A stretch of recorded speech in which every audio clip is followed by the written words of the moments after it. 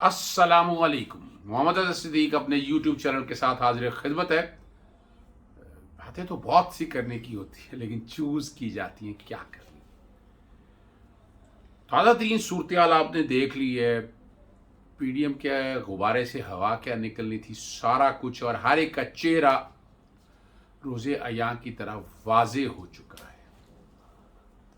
आसिफ अली जरदारी साहब की गालबन 27 दिसंबर 2020 की लाड़काना के अंदर तकरीर सुन ले। उन्होंने कहा था कि मुझसे सीख लें, सियासत मुझसे सीख लें। आसिफ अली जरदारी, और ये रिकॉर्ड की चीज़ें हैं। बहुत गुस्सा है आज मौलाना फजलुर रहमान साहब को। वो कहते हैं ये जमहूरियत नहीं। अच्छा, इस्तीफे देना कौन सी जमहूरियत की निशानी है, ज़रा हम भी समझना चाहते हैं। बड़े गिले किए, बिलावल के बारे में बड़े गिले किए उन्होंने। हत्ता कि बाकी लोगों ने, शायद ककान अब्बासी ने क्या बातें की, और राणा सनाम उन्होंने तो कह दिया कि घटिया सोच है। आप अंदाज़ा लगाएं कि नहीं इनका एजेंट। असल जो प्रॉब्लम यहाँ ये हुई है ना, वो जो अंदर की बात है, और मैं कह चुका था पहले भी कि इनकी अपनी जो अंदर की चीज़ें हैं वो सारी लीक हो चुकी हैं। और हर एक को पता है, एक वीडियो कॉल जो आपस में ये इन्होंने चैट ग्रुप बनाया हुआ है, व्हाट्सएप ग्रुप भी तो बनाया हुआ है इन्होंने, जो सोशल मीडिया सारा चलाते हैं। इस तरह जो वीडियो चैट का भी ग्रुप है जिसमें सागदार हर वक्त अवेलेबल होते हैं, बड़ा एक्टिव प्ले करते हैं। उनका बेटा बड़ा एक्टिव रोल प्ले करता है, नवाज शरीफ, और उनके दोनों बेटे बड़े हसन और हुसैन बड़े एक्टिव रोल प्ले करते हैं वहाँ इंग्लैंड के अंदर। और इंग्लैंड के अंदर आपको पता है मौलाना फजलुर रहमान की कॉल भी नवाज शरीफ साहब को, वो यकीनन पैसों का तकाजा या आगे वो लेके चलना है, जो लॉन्ग मार्च लेके चलना है, तो अखराजात वगैरह होने हैं साथ साथ। लेकिन ये बात भी बताई, लेकिन असल जो गिला था कि वो इन सब लोगों की बात जो चैट थी ना, वो लीक होगी। वीडियो कॉल जो है नवाज शरीफ, इसहाक डार, मरियम नवाज और हमजा शरीफ। और मैं आपको बड़े वाज़े तौर पर कह रहा था कि मैं कह चुका हूं कई दफ़ा, और ये वाज़े आर्मी में इस बात पर कायम हूं कि उस्मान बुज़दार की हुकूमत ने इमरान खान को बहुत नुकसान पहुंचाया। कमज़ोर तरीन हुकूमत है, ग्रिप पे कोई नहीं है, ब्यूरोक्रेसी छाई हुई है, और कोई एक्शन, कोई सख्त एक्शन नहीं ले सके। और बिलावल भट्टो, असल जो मामला जब शुरू हुआ, जब बिलावल भट्टो साहब ने, आपको याद होगा, तहरीक अदम एतमाद पंजाब कहलाने का कहा, उनसे इन सब की हवाइयाँ उड़ गईं कि अगर उस्मान बुज़दार की जगह कोई ताकतवर वज़ीर आज़म आ गया तो कई मसाइल पैदा हो गए, गवर्नेंस बेहतर हो जाएगी, और कल पुलिस और बाकी महकमे एक्टिव हो जाएंगे और वो रोल प्ले कर देंगे जो उनके लिए बड़ा मुश्किल हो जाएगा।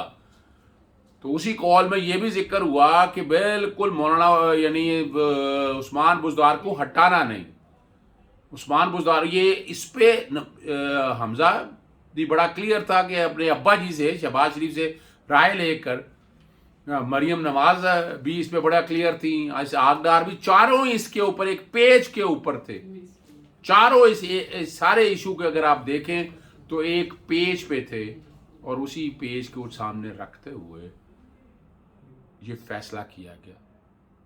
और ये बात कन्वे भी कर देगी। और वहाँ जो ज़्यादा प्रॉब्लम दिक्कत हुई, परवेज़ लाई का भी जिक्र आया कि परवेज़ लाई को ना बना दें, तो परवेज़ लाई के हवाले से बड़े रिजेंटमेंट आई।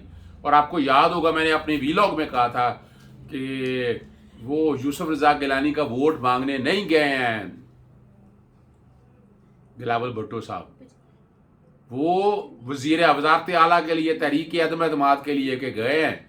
तो चौधरी परवेज़ उन्होंने यही बताया कि PMLN तैयार नहीं है उनके हवाले से, आप उनसे बात करें। तो अंदर ये बात चल रही थी, इस पर कोई एग्री नहीं कर रहा।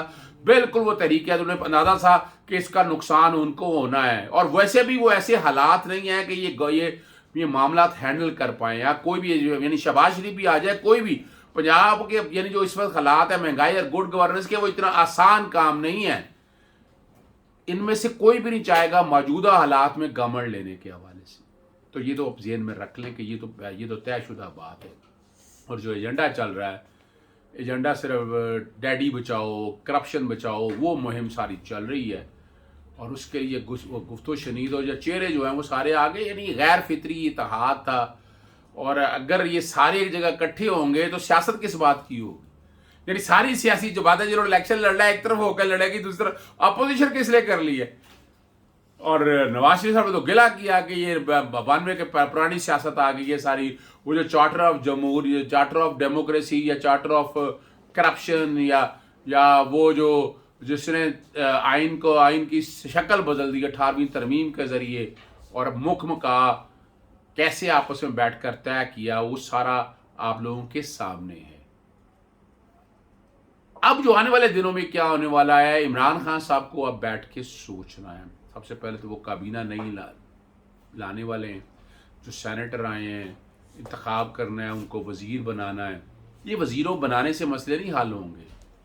علی ظفر صاحب کا بھی سن رہے ہیں، اچھی چوائس ہے، ہونا چاہیے علی ظفر صاحب کو، محنتی آدمی ہے، اکثر ملاقات رہتی ہے، گفتگو ہوتی رہتی ہے۔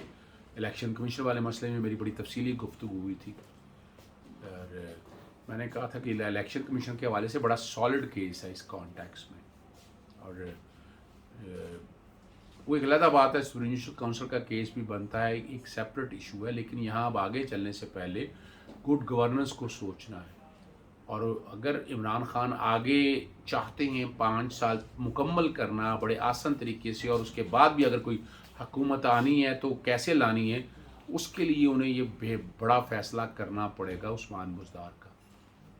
کوئی نہیں چاہتا، اپوزیشن میں بھی سے کوئی نہیں چاہتا، تو عمران خان صاحب کو سوچنا یہ ہے کہ ان کے لیے فائدہ مند کیا اور نقصان دہ کیا ہے۔ ایک اچھا وزیر اعلیٰ لانے میں کوئی نقصان نہیں ہے، ہمیں تو دیکھیں کوئی فائدہ یا نقصان نہیں، ہم تو قوم کے حوالے سے، اسٹیٹسمین ہونے کے حوالے سے یہ بات کر رہے ہیں تاکہ آپ تک چیزیں کلیئر ہو جائیں، تاکہ آپ لوگوں کو باتیں سمجھ آ جائیں کہ what is the real issue. تو یہ تو آپ ذہن میں رکھ لیں کہ یہ فیصلہ جب آنے والے دنوں میں عمران خان صاحب کو کرنا پڑے گا، تاکہ اس سے ان کی اپنی گرپ بہت ہو جائے گی اس نظام کے اوپر۔ وفاقی سطح کے اوپر کرپشن اور باقی باتیں میں کہہ چکا ہوں، جیسے میں نے پاور سیکٹر کے اندر لوٹ مار جا رہی ہے کہ الیکٹرک کے آئے ہوئے لوگ، تابش گوہر یا باقی لوگ کیا کرنے جا رہے ہیں، NTDC میں تقرریاں جس طرح ہونے جا رہی ہیں، اس خط کا میں نے ذکر کل بھی کر دیا تھا، اور آج بھی میں ذکر کر رہا ہوں کہ یہ روکنا پڑے گا۔ آپ کو یہاں گڈ گورننس یہاں بھی بہتر کرنا پڑے گی، اور یہ جو معیار ہے نا کہ امپورٹڈ لوگ لا کر حالات بہتر کر دیں گے، یہ نہیں ہو سکیں گے۔ یہ سارے ماڈل اپنائے گئے ہیں پہلے، وہ تو آئیں گے آرام سے اپنی عیاشیاں، تنخواہیں اتنی زیادہ دے دیں گے، جیسے MDPTV MDV SNGPL کے حوالے سے کو 65 لاکھ کی باتیں چل رہی ہیں، یہ ریکارڈ کی بات ہے، اور اس میں بھی لکھ رہے ہیں، میں بھی دیکھ رہا ہوں اس کے اندر، باقی بھی سن رہا ہے 35 لاکھ 33-34 لاکھ کے اوپر NTDC کا جو مینیجنگ ڈائریکٹر ہے وہ رکھنا چاہتے ہیں۔ اب کیا خاص کوالٹی ہے، کیا وہ انوکھا کر دیں گے اس میں؟ جتنا آدمی اس محکمے کے اندر رہ کے پاور سیکٹر کے اندر جو لوگ ہیں نا وہ بہتری لا سکتے ہیں، اور کوئی نہیں لا سکتا۔ عمران خان صاحب یہ بھی سوچ رہے ہیں، اللہ تعالیٰ نے آگے چیزیں بہتر کر دی ہیں۔ اب تو بجٹ کے بعد ہی ہوگا جو کچھ ہوگا، بجٹ کے دوران کوئی تحریک عدم اعتماد بھی نہیں آ سکتی ہے۔ اور بلاول بھٹو صاحب نے جو بات کی تھی کہ یہ بامب ہے، جو استعفے ہیں یہ بامب ہے، ایٹم بامب ہے، اور ایٹم بامب کا بھی استعمال ہوتا ہے جب اور آپشن نہ رہے۔